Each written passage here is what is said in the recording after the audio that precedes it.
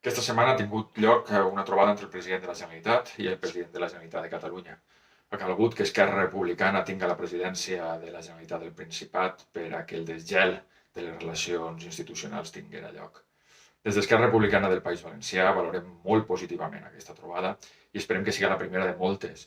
Esperem que s'analitzen les desenes de problemàtiques compartides que tenim els dos territoris i les dotzenes de solucions compartides que també tenim.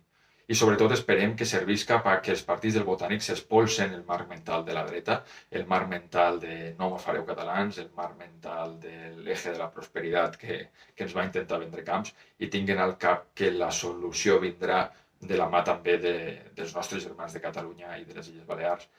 Ho he dit en alguna ocasió i ho repeteixo així, la dicotomia mai ha sigut si País Valencià o Països Catalans. La dicotomia sempre ha sigut si País Valencià o Espanya. Per tant, animem al president Puig a que continuï este desgel i a que les relacions amb el Principat es normalitzen i arribem a acords que ens puguen donar prosperitat als nostres dos països.